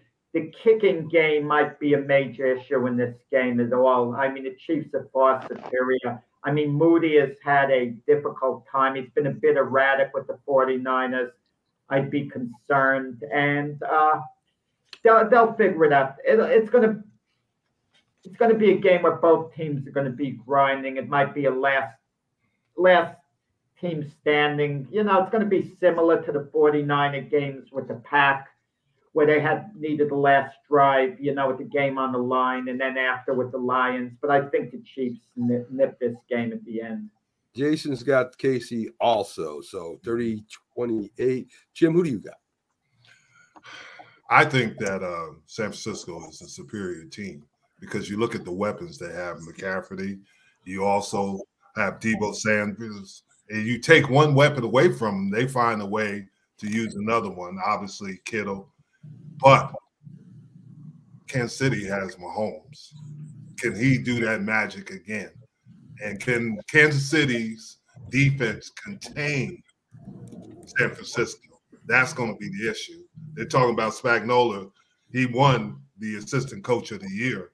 But can he – this is going to be a challenge. I'm going to go out on the limb and go with Kansas City, but I think San Francisco might be the more talented team. Okay. Sonja, let's hear what you got. I am not following Jim to pick Kansas City. I'm picking the 49ers. I got my McCaffrey jersey on right here when he was a Panther. And it's not going to be just because of that I feel like that the 49ers are going to pull this off. I think they're the more complete team. I think even though Brock is new to this, I feel like his roster is very complete as well as the defense. I know both sides have a solid defense, but I feel like if the 49ers, their defense can step up and basically keep Patrick isolated, and they can do double coverage on Kelsey. I mean, there's a plethora of people. Pacheco, they've got to keep him in check. I feel like that they can get it done. I'm thinking it's going to be 21-14 as the final score. Of course, Niners win. Okay. Pags, who do you have?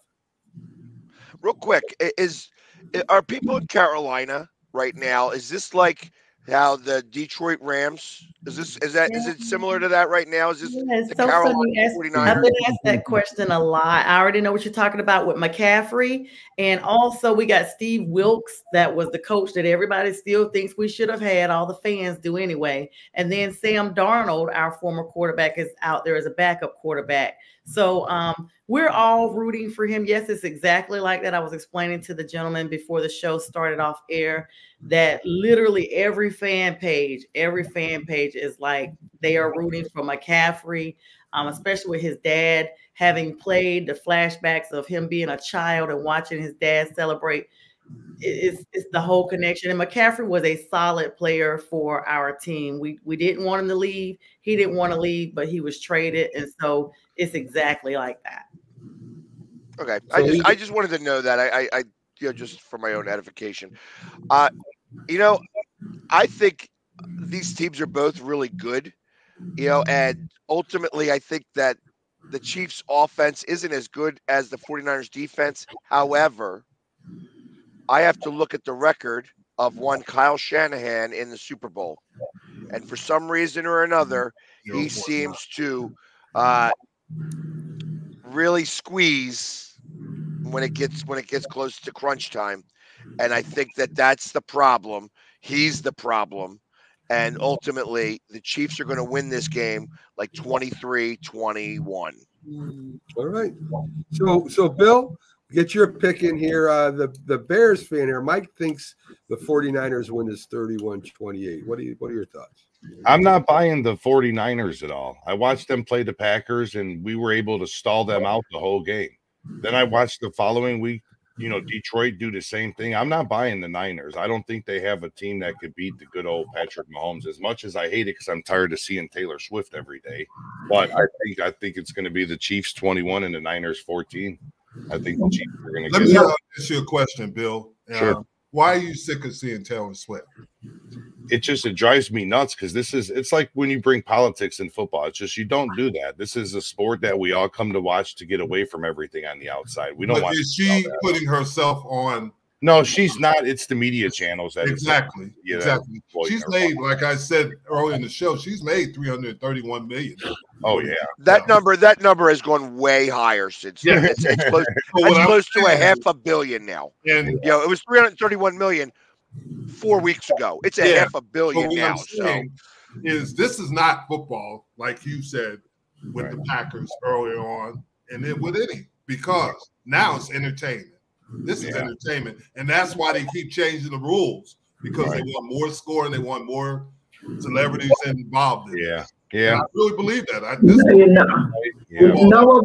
We didn't discuss potential Super Bowl MVPs. Sonja mentioned Sam Darnold a while ago. If someone was a bettor and they wanted to make a bold move, they picked Sam Darnold to be Super Bowl MVP. Imagine the odds if Purdy goes down early in the game.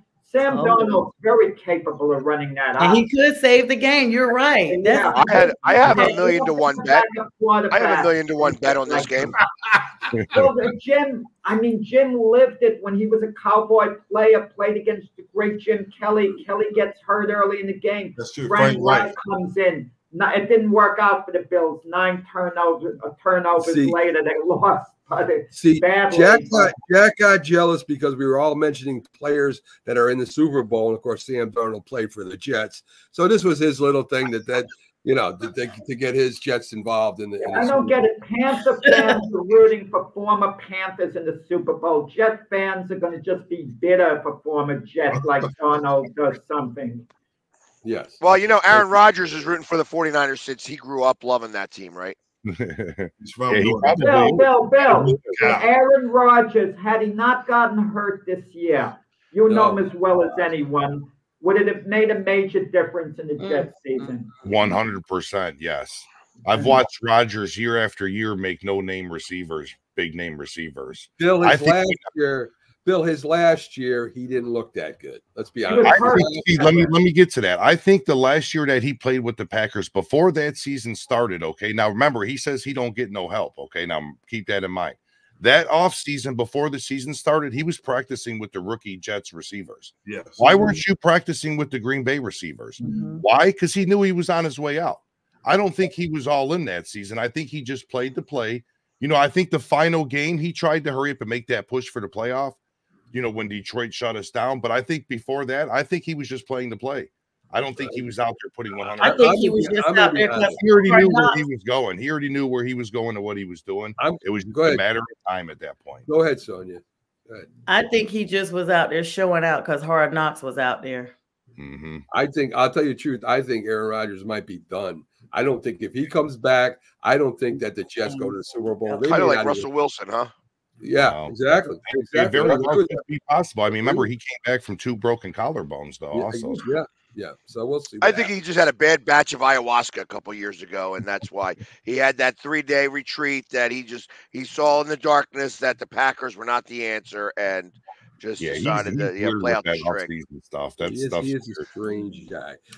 Bill, we're going to let you go. Appreciate you stopping in, talking about the Packers. We love having you. Have a great day, Bill. Enjoy the game. All right. Sounds good, man.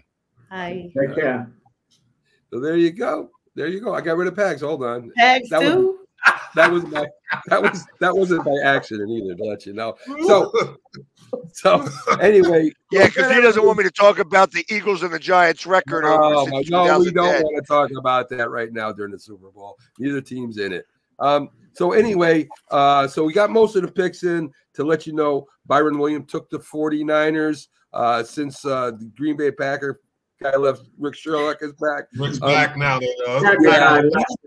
had to be watching to know it. Anyway, and Linda took KC. So Linda's I mean, KC, everybody's taking KC for the most part. I'm surprised so many people are taking the 49ers in this show. And I'm going to take the 49ers too. And I'm going to tell you why. They have. Because you're bad at picking football games. KC is the favorite. They have more experience. But let me tell you, there's a lot of teams that went up and San Francisco is actually the favorite. I know. I didn't say 1.5. Yeah. 2.5 points. I said San Francisco is going to beat. But here's something to think about. Pax brought up a good point. Jim, would you let me get my pick out first? Let me get my pick out first. You don't want to hear your pick. Listen. A lot of young teams went and won the Super Bowl. Dallas Cowboys did it when Jim Jeffcoat was with them his first year. The Patriots did it against the greatest show on turf. They go out and they shocked the Rams. And the Giants did it against the Patriots. They were new to the Super Bowl. Patriots have been there for what, four years or so. It is possible. It depends on the coach. Pags doesn't like the coach. I think Shanahan is one of the best run offense coaching scheme coaches in the league, Pags. And I think that's how they beat him. McCaffrey's running, Samuel's running. You're even going to see Purdy running. They're going to be running to pick up them first downs and touchdowns. And don't tell me that the Kansas City Chiefs are going to stop McCaffrey. They're not going to stop him. They're going to keep giving him the ball, and they keep Patrick Mahomes off the field, and that's how they win in overtime. Yeah, just like they did when in Atlanta, when they were ahead by so many points, he ran the ball because that's what he does. I think he starts to overthink his scheme, and that's what kills him. Every Super Bowl he's in, he does something and he overthinks his scheme, and that's his problem. So hopefully he's got assistant coaches that calm him down and solve those problems. There's no doubt in my mind that San Francisco could win this game, but it's the coaching that will cause them to lose if they do.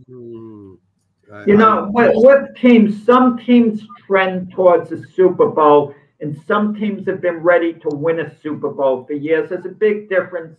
Jim was on a team with the Cowboys that was trending towards the Super Bowl and won it the first chance they realistically could have. They won it that first year. But the Niners have been there the last few years and haven't quite gotten over the top.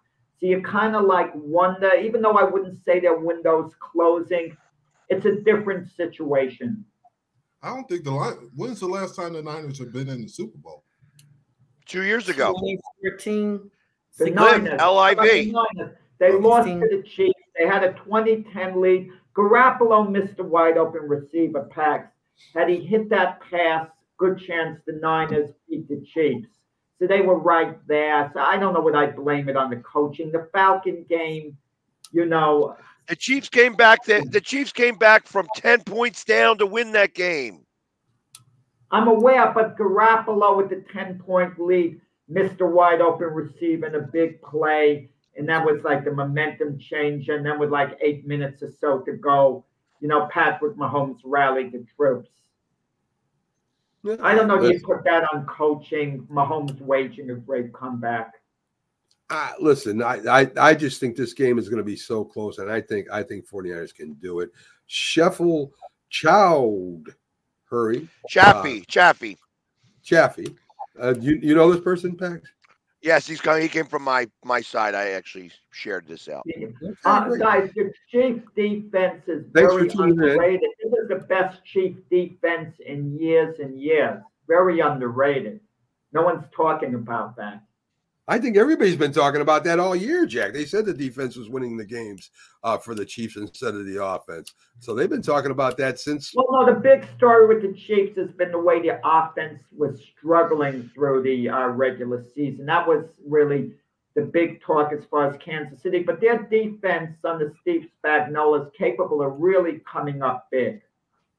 What I was going to mention is that in the last two Super Bowls that Shanahan's been in, they've been I think they've scored 0 points and given up 49 points in the fourth quarter.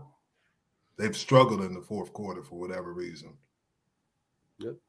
Again, I mean, I mean, we can compare the past to the present, which we talk about that a lot, and I really don't think what happened 3 years ago matters today. Different teams, different coaches, different players. I don't think that really matters.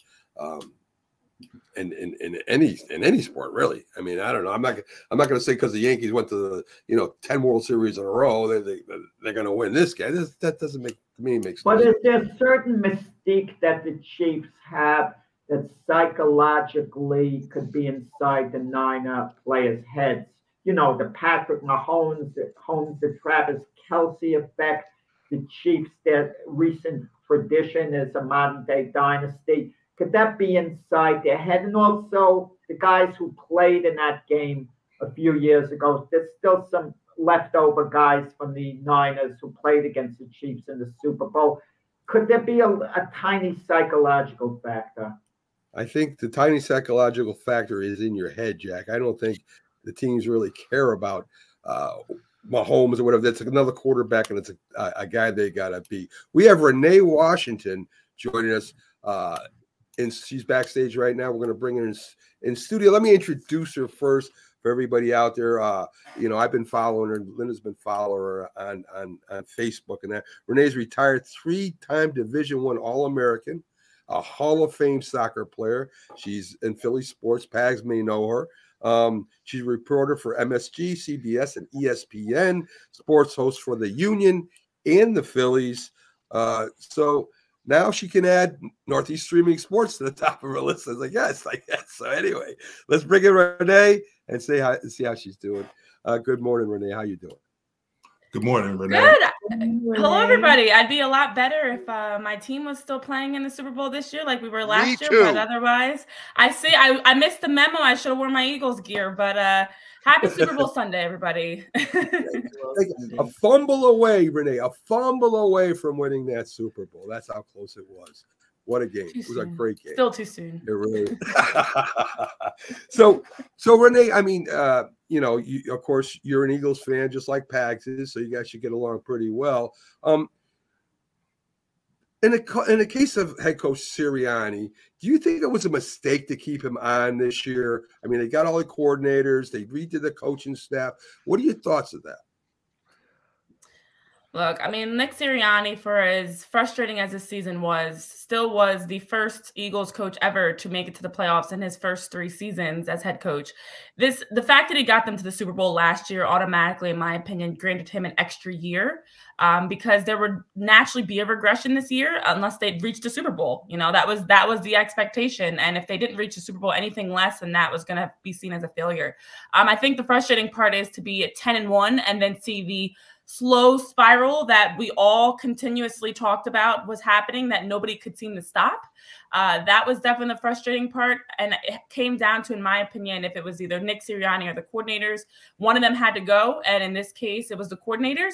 But I assure you, and I'm pretty sure based off of this past year, if the Eagles continue next year with the same up and down roller coaster season, Nick Sirianni's job is definitely going to be coming into play. But I think he's gotten an extra year or two simply for the fact that they reached the wild card round, the Super Bowl, obviously the playoffs this past year, and still exceeded many people's expectations in the last 2 years alone. All right. Okay. Let me put it this way. The Eagle fans get a rap of being the worst fans in the league. I think it's overblown somewhat because I've watched other fans get in fights and do basically the same thing the Eagles do. What are your thoughts on that, Renee? Well, as we're gearing up for 49ers Chiefs, some of the worst fans come out of the 49ers alone. Listen, the Eagles fans are not, the Philly sports fans in general are not the worst fans. The difference is Philly sports fans are very passionate. We're going to hold. So, whoa. So it's passionate when you throw a snowball at a coach with a battery in it. That's passionate. Listen, we're not letting a couple bad apples spoil the entire bunch here. We're not going to do that. There's been a couple incidents, batteries and Santa Claus and different things that have happened that have not been great. But that has happened in other organizations as well. I've seen in baseball, Braves fans throwing trash on the field. I've seen in other sports where fans are throwing stuff at people. I saw snowballs getting thrown in the Bills game, and that was not all friendly fire. in the Bills playoff game versus the Steelers. So listen, did somebody get killed in a Miami game or a Miami Buffalo game? Somebody got yes, killed. they did. It's the difference that I noticed and Raiders game. Oh my! With Philly sports fans, that stays in the media, and I'm a media member. I don't like to blame the media, but social media, news media, it circulates more. Whereas some of those other stories get swept under the rug. But I actually went through this exact conversation and found all these stories of similar incidents. Some were definitely dangerous, deadly, violent that we don't even talk about. So I think Philly fans just have a bad rep. It's just unfortunate, but it's passion. It's passion, and it's just the fact that Philly fans are always going to show up. Away games, whole games, you're going to hear them, you're going to see them, they're going to travel in groups. There's Philly sports bars all over the country for a reason. So it's a misunderstanding, guys. And Renee, hello. I wanted to piggyback on that about what you say. Like now everyone has a camera on their phone. Everybody's recording everything. Everybody's Facebook Live and Instagram Live and all that stuff. So you're able to capture everything. However, I have heard that Philly fans are kind of ruthless, including spitting on people. And I have not heard that from other organizations. I've heard that, like, I know someone personally. No, I've not seen one video of anybody spitting on anybody else. I've not seen one video. Wait a minute. My sister was at the game. I'm playing, and a Philly fan unfortunately spit on her. That's what I'm saying. I know someone at a Philly game. So don't went to the don't game, tell me that they didn't happen. It's not from my team, but it's of a friend of mine, and they were spat on at the game in Philly. And additionally, when you guys won the Super Bowl, you tore up your own city. I don't. We did not. I don't know what you're talking about. Everybody loves to say that. There was nothing that happened. I saw videos. You saw videos of what? What did you see? Video downtown looting, like tearing up stuff. They were not. What are you talking about? It was so not Philly. They greased the poles and people were climbing the poles. That's what happened. No looting, no fires, no nothing. There were no arrests. There were no arrests. Wait. There you go. There's the bap. We can't hear you all if you're talking over each other. It's funny and everything. But we can't hear you. So Renee, you're the guest here right now. Let me hear your take on this. So here's my thing, and this is why I don't just give. I think, like you're mentioning, there's incidents here and there, and first of all, I'm so sorry that happened to your sister. That's inexcusable. Oh, they took. I think there's incidents. Okay, I'm sure there's incidents here and there that are, like I said, it's one or two incidents that are unfortunately the whole fan base is now being seen as that. Because I even remember last year in the playoffs, I saw a group of honestly, it was like college kids that were flipping cars in Philly. That's not every Philly sports fan. I know a lot of Philly sports fans, and none of us are out doing any of this ridiculousness. We'll be in our jerseys. We'll be always openly cheering for Philly teams and against anybody else, but it's never that serious. There is a group, I will honestly say, of Philly sports fans.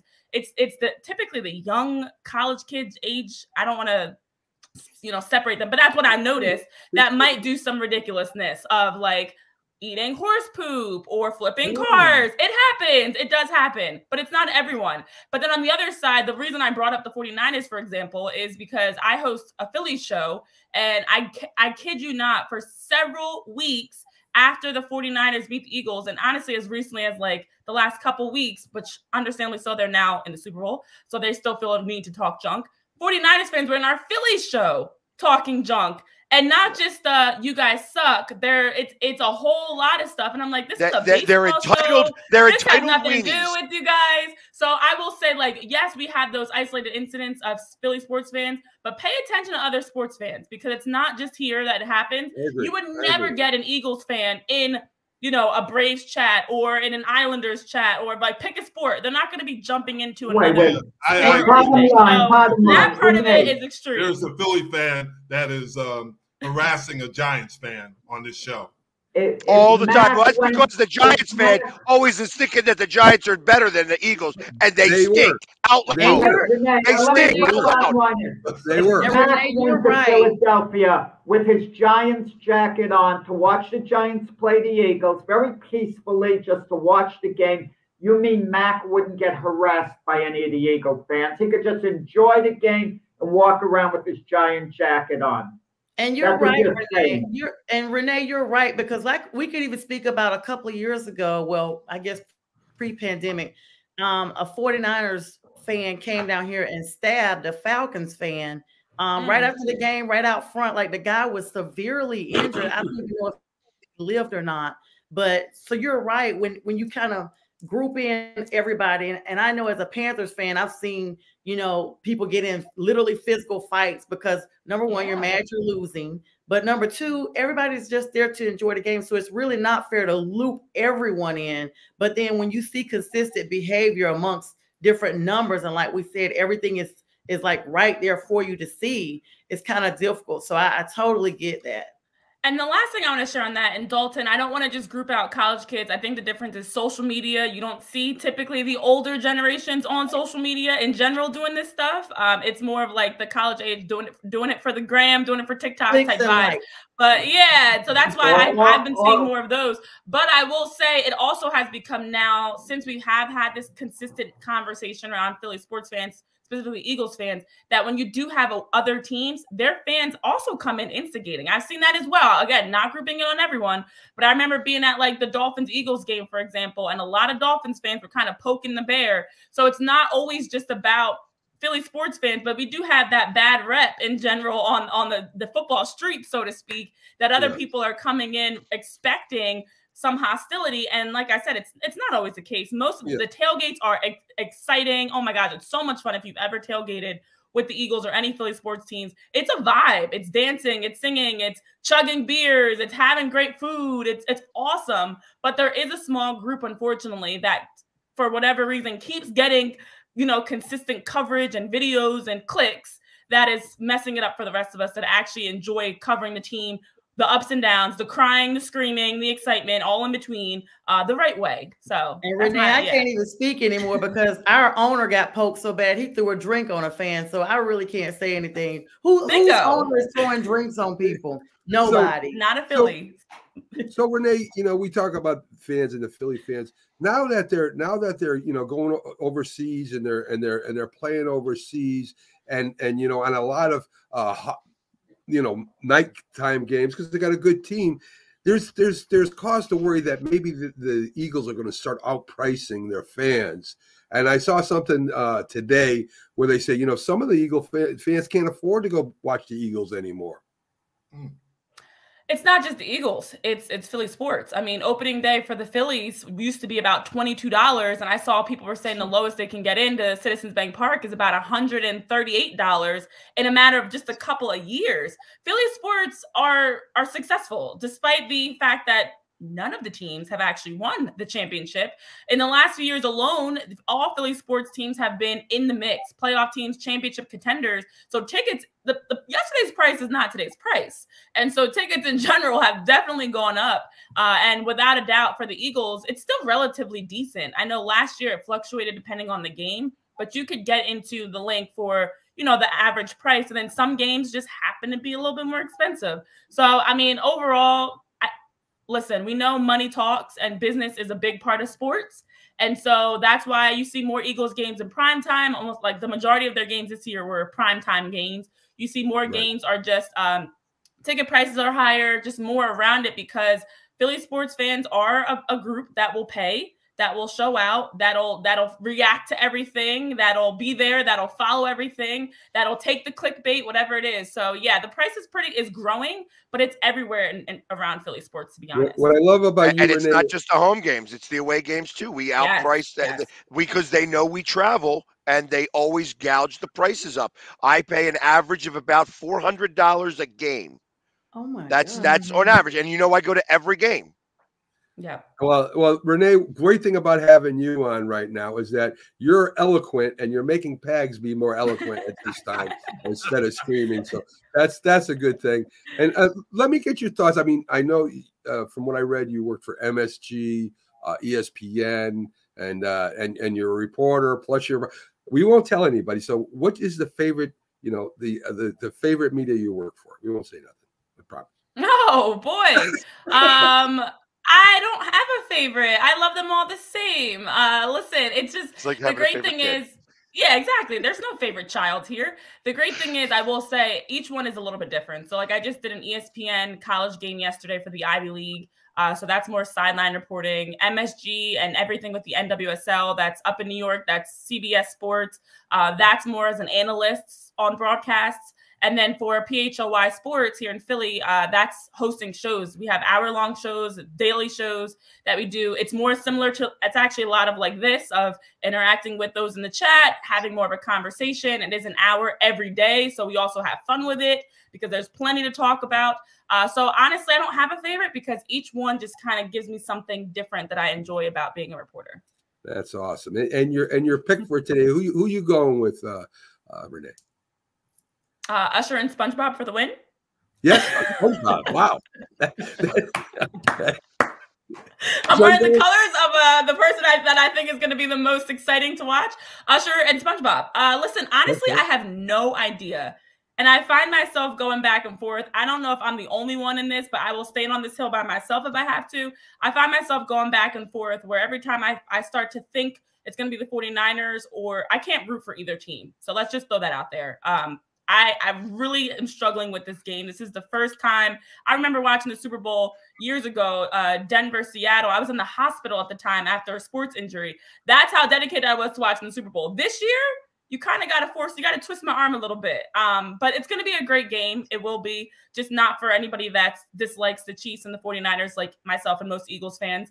But I will say, I think it's going to be the Chiefs. You know, I think we're going to get, just looking at the way the playoffs have gone so far, both teams have had some turnovers, some plays that have gone in their way, in their favor. You know, the Packers could have gone on and extended the lead and been able to hold off the 49ers and upset them. You know, the Chiefs, between the Dolphins' injuries, the Bills just folding, the Ravens playing like we haven't seen all season, and having an inability to run the ball and get stops on defense, they have shown their experience has helped them prevail. But I do think the Chiefs get that exact same type of response today. Travis Kelce, Patrick Mahomes, Isaiah Pacheco, going to have a big day. Nick Bosa is going to have his hands full, and the 49ers defense is going to have their hands full. And I think it's just going to be a big test for Brock Purdy. And I think quarterback-wise, it's going to be a difference that Brock Purdy is trying to show he is the face of the franchise for the future, whereas Patrick is that now. Could be the difference for this alone. And then the run game and just the way the Chiefs offense has been able to adjust those small completions, getting yards after catch, moving the sticks, moving the chains. I do think it's going to be a chess match, but honestly, Andy Reid, I think, is going to lead the Chiefs to another Super Bowl. Well, one thing I will say to that is that the Chiefs have a hard time stopping the run. San Francisco is going to pound the rock, and I wouldn't be surprised seeing McCaffrey get a couple touchdowns. I think Debo will be running these great run after the catch. They better be tackling. I'm with you. I think it's so close. I think it might even go to overtime this year. I think that's how close these two teams are. So, you know. Yeah, and I think the 49ers, in my opinion, are the better overall team.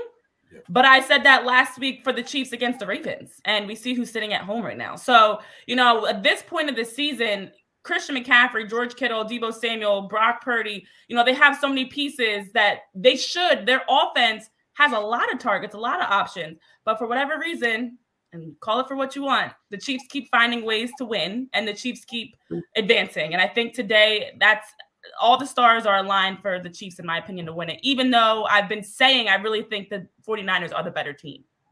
Yeah, that's the same thing Jim said. Jim said he thinks they're more talented than KC. So anyway, guys, we're getting near the top of the hour. We got to get out of here and let the other show come up on our Roku channel. Again, thanks to everybody that showed up. Our, Sonja, Jim, Jack, Pags, Renee. Special thanks to you. Bill, the Packer fan, came in and told us a lot about the Packers. And great show today. Thanks for all the comments, the likes, the loves, and as always, folks, I hope the team you pick wins. Have a great Super Bowl Sunday.